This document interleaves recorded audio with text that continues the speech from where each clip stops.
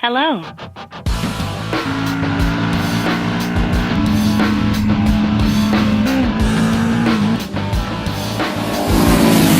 Okay, enough with the cliche drive-bys and the crappy music. Let's get this thing going. So, you know these guys. If we've inflicted this video on you through a YouTube link, you probably know these guys, but I'll introduce them first. But first I want to say that this year's June guide trip video has a special segment on accident recreation. We'll get to that later on. First is Steve Pruitt, who's the organizer and road captain of this whole venture. Just exceptional guy, finds all the good roads. Works at Harley Davidson. Road General. Standard, heavy duty Harley Davidson chassis with the scruffy electric glide beard. And this year for 2014, a new titanium tibula. Then we have Mad Dog Boucher, who sets the speed for the whole thing. Make sure that we adhere to the speed limit. And all the way on the left is Bird, otherwise known as Jeff Vandal, who rides a Ducati. So we're going to show you some of the roads we've been on this year. Steve found some terrific roads, things we've never been on. So let's get the thing started. But before we go, our friend Mark Cook usually joins us for these trips, but he wasn't able to make it this year. So each day one of us stands in for him. And since today is Thursday, Bird is going to be standing in for Mark. Let's get this show moving. Before we hit the road, let me first say how inspiring it is to tour with mature, sensible riders who resist the temptation to ride like 20-year-olds and who religiously observe posted speed limits. How great is that? Well, the tour has to start somewhere, and this year it was at the Little Switzerland Inn on the Blue Ridge Parkway, a delightful alpine hotel where people who will probably be divorced in 2 years hold their cheesy weddings. The good thing, though, is that it does cater to motorcyclists with the Diamondback Lodge, sort of a summer camp for bikers.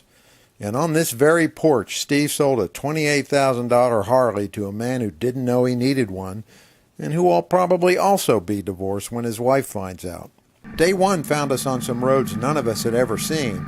We rode Route 421, the Snake, which is up here near the Virginia state line, and later in the week we found some challenging switchbacks on Route 197, a twisty bit through manicured lawns and forests. Matt found something else, that being that those ugly adventure bikes have nothing on his Connie when it comes to riding on gravel at 70 miles an hour. Holy shit! Bravo! Not a good time to hit gravel.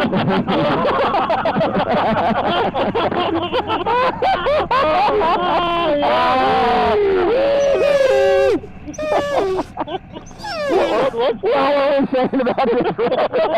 Shit. Good thing it was laundry night. Weather on the Blue Ridge changes by the minute. This is the view from the hotel patio. More cloudy than clear, but the sun shone through now and then, and no complaints from us. June in the Blue Ridge is better than any day in the office. Speaking of the Blue Ridge, not every tour starts on the parkway, but they all eventually go there. The rhythm of the road is the appeal, with 469 miles of clean pavement from Charlottesville, Virginia to Cherokee, North Carolina, and not a single wind-up turn along the way. Lots of places to stop and gawk. And tunnels. It occurred to me that there are more tunnels on the parkway than anywhere else in the east, and maybe in the country. There are short tunnels, long tunnels, foggy tunnels, curved tunnels, one straight tunnel, wet tunnels, dry tunnels. No, they're all wet tunnels, and even tunnels to heaven. But after this, ain't none of us going to heaven, and we're lucky not to be in jail. The Blue Ridge South leads through Cherokee, North Carolina to Robbinsville, the motorcycle Disneyland of the East. Here, Matt found us a great rental house on the lake with special stitched drying racks in the living room and lots of scenic views. And some views we would just as soon forget. Nothing like a nice cool dip after a hot day in the saddle. US Route 28, aka Moonshiner 28, is a favorite around here. So how ironic that both Steve and I had accidents on this road within 5 months of each other last year. Steve low-sided across this sweeper and spun into the grass. Improbably, the bike righted itself and went over a cliff. This is that cliff.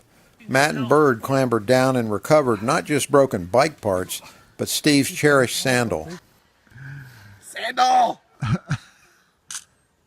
There is no explaining why a man can be so attached to a single sandal. And had it not been for Matt's quick thinking, Steve might still be there. Do anybody know the number for 911? 5 months earlier in this intersection, a car pulled out in front of Val and I, and in this dramatic reenactment, you can see how it ended. Les Val, who at the time was actually standing there looking at me and wondering why the hell I was flat on my back on the pavement. We survived. The Sprint did not. We got this cool accident diagram out of the deal, which is almost accurate. Thankfully, those are live humans, not bodies. Steve got these cool photos of the recovered bike and these even cooler x-rays. And of course, his one sandal. I still don't get it.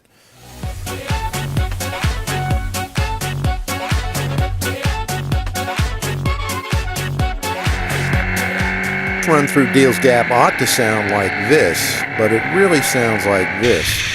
Bird's Duck barks a little bit, but FJR's and Connie's don't, at least with near-stock exhaust and a helmet-mounted camera.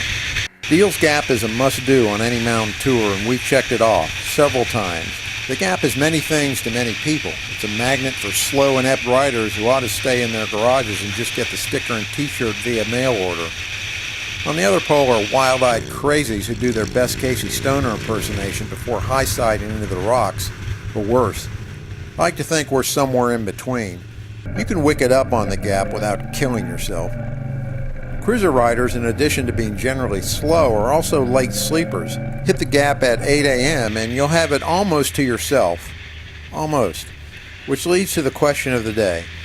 If a soccer mom in an SUV can figure out how to get past gratefully, why can't a 50-something on a Harley do the same? It's a rhetorical question without an answer, I'm afraid. We wrap the tour with another run or two down Route 28 to Franklin, Warwoman Road, and lunch in Tony Highlands, North Carolina. Inevitably, we got a good hard soaking on the way home. A small price to pay for such a hellacious great week of touring. And by the way, there are 3 bikes in most of these shots because someone had to do the shooting. That's me. I'm Paul, also known as Spice, although I used to be Carl on account of, well, it's too complicated. We'll explain next year. So until then, Goodbye.